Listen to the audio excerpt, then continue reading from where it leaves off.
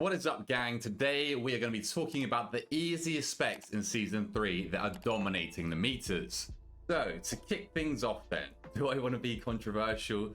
Maybe the easiest spec in the game. There's two specs that are pretty widely known as the easiest specs in the game, and you can kind of toss up between the two, but definitely one of the easiest specs in the game has to be the Retribution Paladin. And in Season 3, this spec is pumping out, as it always does, some crazy high AoE damage. This spec is known as the kind of pad spec for a reason. It just shits out AoE damage. You can't really come close to it, especially with how short the cooldowns are, but we'll get onto that in a second. Its single target is also passable. It's fine. It's something that Ret has always lacked, but the single target is also fine. And that AoE damage, you best believe, is going to be carrying you on those overall meters. But the reason that Ret is so easy is basically you can pretty much slam your face on the keyboard and do damage on this spec. There is a very low barrier to entry, a very low skill floor for this spec, where you can just pretty much press any combination of buttons to an extent, of course, and you'll do damage because all of your abilities hit hard. And as long as you're using your finishers correctly, then you're going to do a lot of DPS. So with your finishers, basically what you're going to do is press Divine Storm on 2 or more targets, and then you're going to press Final Verdict or Templar's Verdict. I can't remember what your single target finisher is called, but you press that on single target. You will also get free Divine Storm procs that you can send on single target as well. But as a general rule of thumb, Divine Storm as soon as there's more than one target. Free, right? The rest of your rotation, you've got your Blade of Justice that you want to keep up. It's more of like a maintenance sort of buff because you want to keep, it applies a debuff called Expurgation, and you basically want to keep that up on the mobs.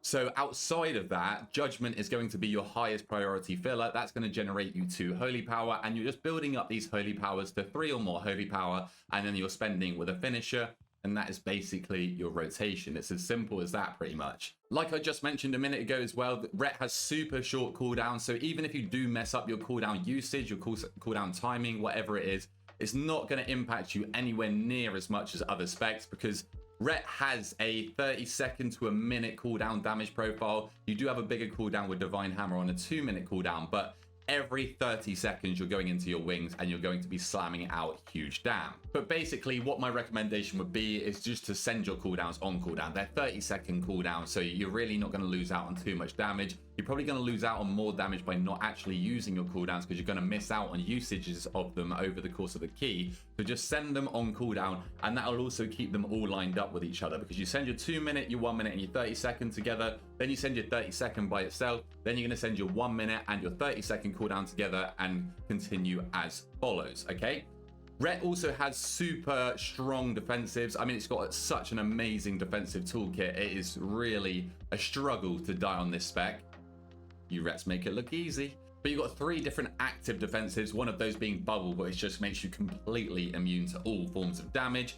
Your defenses are on a short cooldown as well, and you also have some nice talents that are going to passively bump up your tankiness even more. So across the board, Ret is a very easy spec, and it's doing super well on PTR right now. It just got buffs to its single target too, so that's super nice for the spec, and that might help bridge that gap. But Ret is definitely a spec that I can be recommending if you want to play an easy DPS in Season 3 and do some big damn.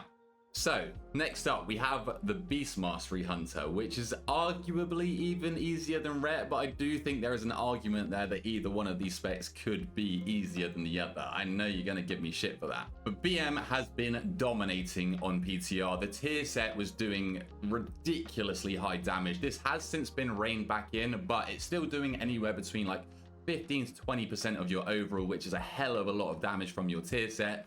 I don't think I'd be expecting any more nerfs to that tier set, but this is allowing it to do amazing single target damage, amazing AoE damage.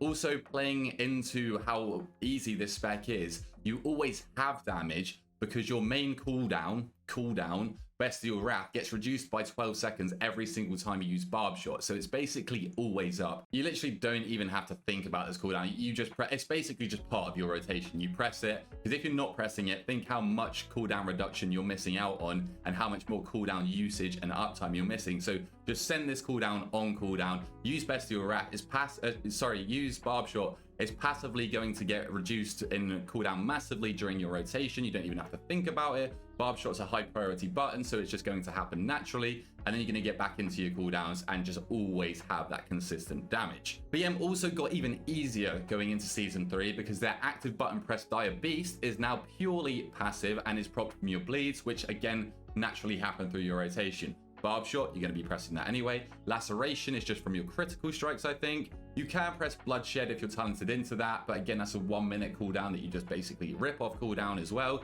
And all of these bleeds are going to just summon Dire Beasts for you that are going to do the majority of your damage when it comes to your overall damage sources. So as we've spoken about, Barb Shot is a super high prio ability. Kill Command is in some situations arguably higher prio, but basically the whole premise of this rotation is just to keep Kill Command and also Barb Shot from overcapping. Apart from that, your single target and AoE rotation aren't too different. The only difference is in AoE, you want to use multi-shot every few globals to activate your Beast Cleave, which is then going to allow your pets to cleave around them, and also it will make your Kill Command cleave. But then again, in between that and just like single target, it's Kill Commanding, it's Barb Shotting, and when you haven't got those two abilities to press, you want to be pressing your Cobra Shot. This spec is also the only spec in the game with this privilege where you can do your full rotation on the move at range.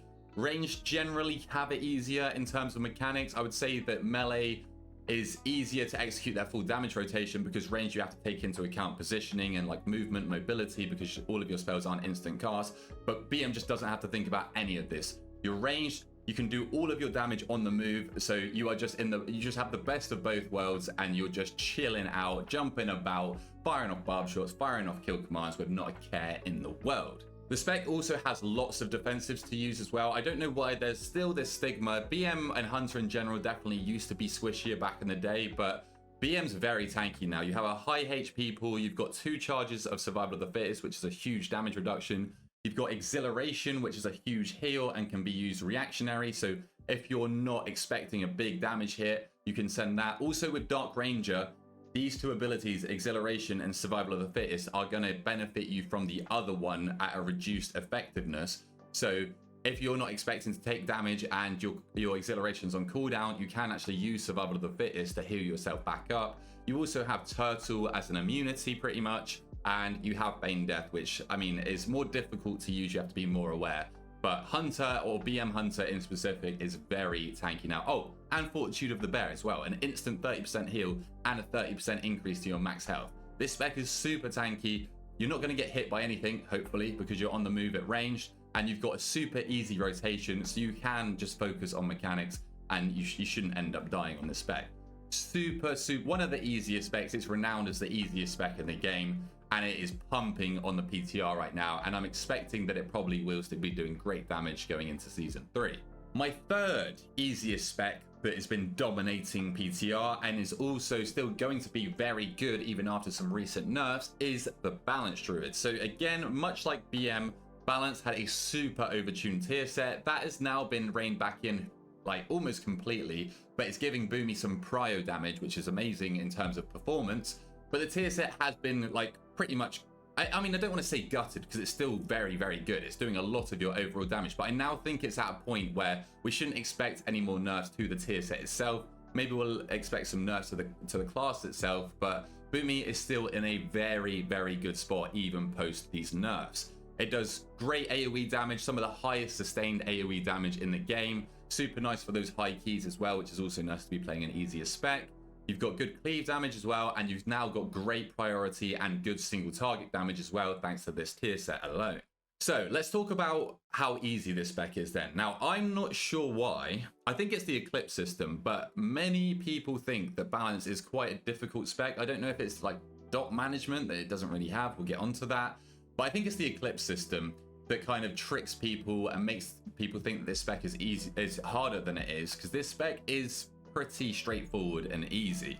Basically, the general rule of thumb is you go Solar Eclipse for single target. You might go Solar Eclipse on 2 targets as well. I'm not 100% sure on that. I haven't played a lot of Boomy recently. And then anything more than that, you're going to go into your Lunar Eclipse. In your Solar Eclipse, you're going to be pressing Wrath, and in your Lunar Eclipse, you're going to be pressing Starfire. It is that simple. Inside your cooldowns, it's going to grant you both eclipses, so then you're free to choose on single target you want to use Wrath, or on, I think it's up to 2 targets you use Wrath to generate some more astral power, and on multi-target you're going to go with your Starfire. Your spenders is as simple as using your Star Surge for single target and your Starfall for AoE, anything more than 2 targets. The tier set does make this slightly more complex. You now need to track when your Dryad is fading, which you're summoning with your cooldowns, because then that's going to buff up your next 2 Star Surges. But as long as you're tracking that, you're sending these Star Surges into a priority target. That's exploding for AoE damage. It's really that simple. Outside of this, all you're going to do is apply your Moonfires and Sunfires to all of the mobs that are present. As Keeper of the Grove, your Treants are also going to apply Moonfires for you. Moonfires hitting 2 targets, and also your Sunfires hitting all targets. And then once you're into the swing of your rotation, especially on AoE, your Starfall is refreshing the duration of these dots. So you literally, they're just passive at that point. Once you get your dots up and active, you don't have to worry about them in AoE, because your Starfall is just going to extend them, and it's going to do it like completely passively and for free. In single target, you do have to be more on it with your dot upkeep and maintenance, but I mean, this spec is so simple that like it's not a hard task to complete. You're just building up your astral power, whether it's Wrath or whether it's Starfire, and then you're spending on whether that's Star Surge or Starfall, depending on how many mobs are present. The spec also has super easy to use defensives. You've got Barkskin on a very short cooldown. You can be very liberal with how you use this. You've got Well-Honed Instincts, which is going to heal your health pool back up once you hit, I think, 40% HP. And that's completely passive. Don't even have to think about that. And then if you are scared and you're in a world of hurt, then just drop into bear form and you're pretty much going to live anything. You can use Frenzied Regeneration as well to heal yourself back up. So super easy to use defensives for Balanced Druid as well. You're super tanky passively as well to physical damage because of how much more armor you have in Moonkin form. And then the only, I do just want to give a quick tip in terms of utility, is Solar Beam is an AoE silence. So if there's mobs that are standing outside of the pack that need to be kicked in, try to avoid kicking them in, unless of course it's going to cause a wipe or something like that. But you want to make sure that you're using your Solar Beam when all the mobs are stacked up together, so that you're getting the maximum benefit and use out of your Solar Beam. So yeah, Balanced Druid, very easy spec. Try not to be put off. I don't know if some of you guys have been scared off of this spec by people saying that it's more difficult. All you need to understand is the Eclipse system and you're good to go. The rest of this spec pretty much plays itself. It's super easy, super self-explanatory. So give it a go in Season 3. It has been and will be pumping. And then my final recommendation for an easy spec that is doing very well going into Season 3 is the Destruction Warlock. Now, I do think that Destro Warlock, especially with the dungeon pool for Season 3, is going to kind of go under the radar. It's not overperforming at the moment.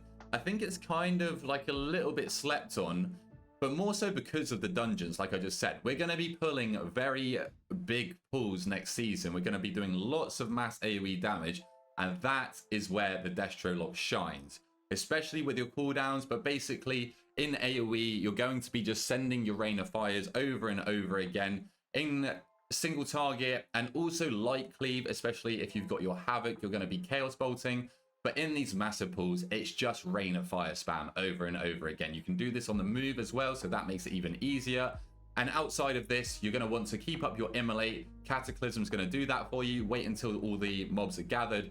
Whack down a Cataclysm. That's going to put Immolate or Wither on all of the mobs. And then you're just going to send your Channel Demon Fire on cooldown, basically. And that's going to refresh and extend the duration of your Immolates or Withers that are currently on the target. And as long as you're pressing Channel Demon Fire on cooldown, that is just going to passively take care of your dot upkeep for you until, I mean, it can just do it anyway. Like, it comes back frequently enough that you don't actually need to use Cataclysm again. And then you can use Cataclysm for when the tank pulls the next pack and you can get everything dotted.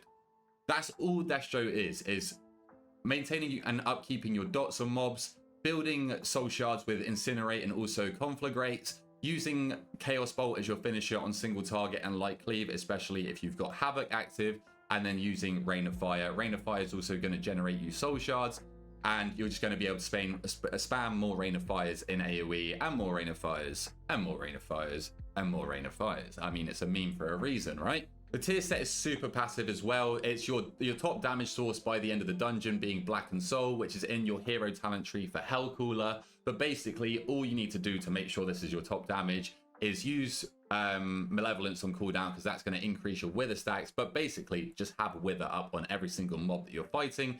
Wither does a lot of damage by itself anyway, so you're going to want to do that. It's super easy to do by Cataclysm, as we've already spoken about.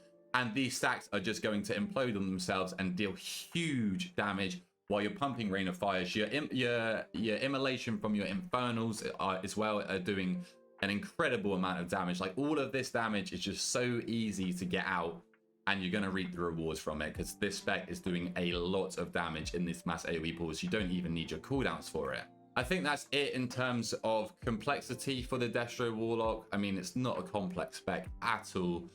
Defensively, you've got two main defensives. Dark Pact on a short cooldown. All you want to do with this is try and make sure that you're using it at high HP levels, because it's going to sacrifice that to give you an absorb shield. So if you're using it like as you're just about to die, your HP's low, you're not going to get a big absorb shield from it. So just bear that in mind. You've got Unending Resolve on a much larger cooldown, but it's a huge damage reduction.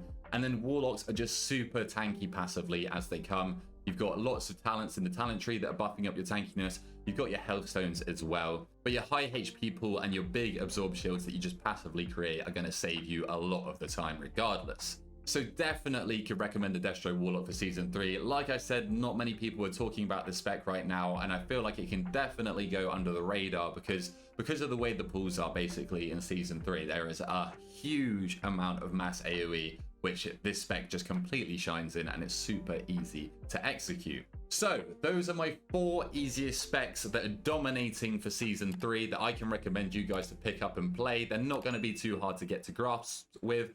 Let me know what you think down below. If there's any other specs that you feel that I missed out on, leave a comment while you're down there, subscribe to your boy, and until next time, I'll catch you guys later.